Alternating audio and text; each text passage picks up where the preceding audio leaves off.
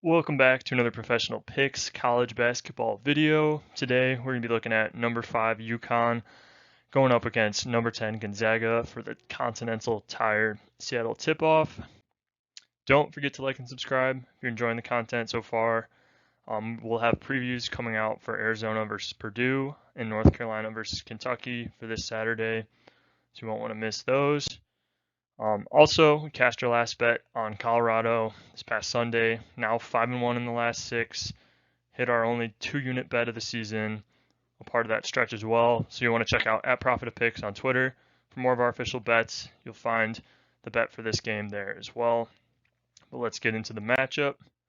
UConn is coming in this game at 9-1, while Gonzaga sitting at 8-2. This is technically a neutral site game since it's in Seattle, about a 4-hour drive from Spokane, Washington. So probably expect a home crowd for the Bulldogs, especially with UConn being on the East Coast.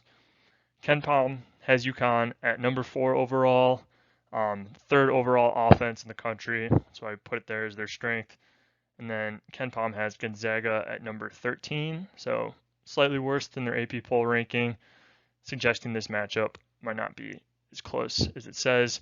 Regardless, Gonzaga is a pretty balanced team. They've been good defensively, just not top 10 in either category. I think personally that UConn has a big advantage in the backcourt in this matchup. They're averaging 3 more 3-point field goals per game than Gonzaga.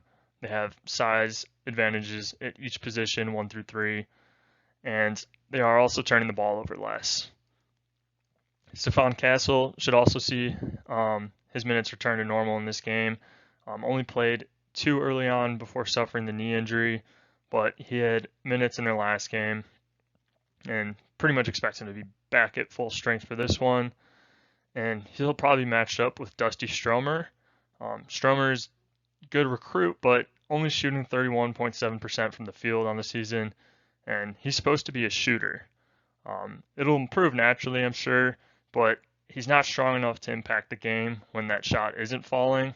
So I think Stephon Castle is going to be a big mismatch for him. He's a bigger, more athletic player who can already affect the game in pretty much any way, whether it's rebounding, scoring, defensively.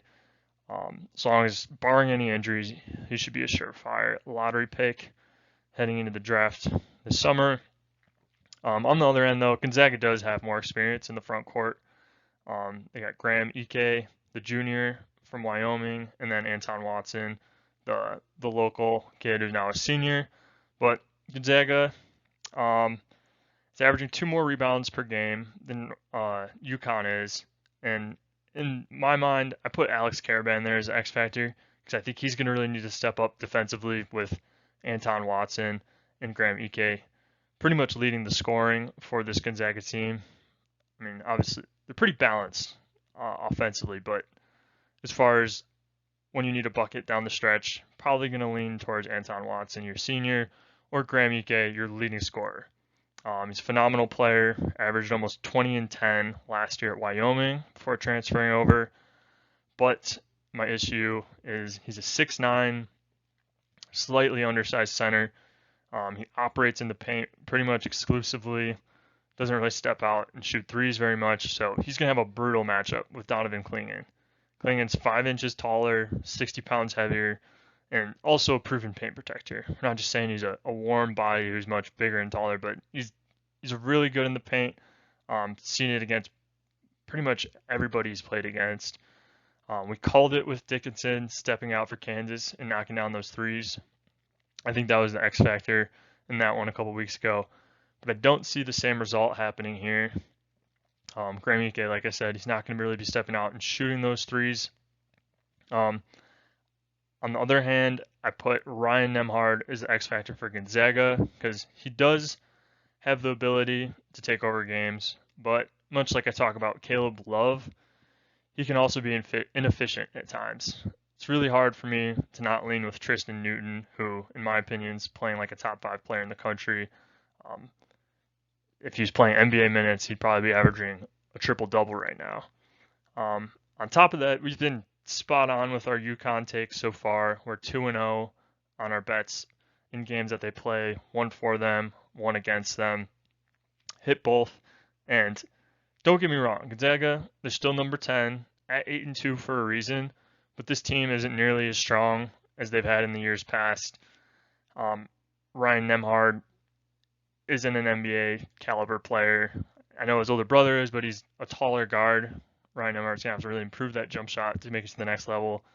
Already talked about Stromer, but Nolan Hickman, now playing solid in his third year, definitely improving and somewhat playing up to that top-rated recruit that he was pegged coming into college. But yeah, this Gonzaga team, in my mind, does rely a little bit on their paint play, and Drew Timme was the best player on this team for the last 4 years. He's gone. Graham Ike is still a great player, but I just don't think he's going to have the skill set to really take over this game. I'm going to need to see Anton Watson really go against Karaban. But Karaban's solid too. These are two guys who could kind of play a stretch 4 hybrid type game. I just think UConn has almost every answer for what Gonzaga is going to throw at them. I do think people are going to blindly take Gonzaga for their track record and for being home in this game, but it is technically a neutral site, and UConn has much more talent this year. I say they're going to win this game, and that's going to be our take. Look for the official pick on Twitter at Prophet of Picks.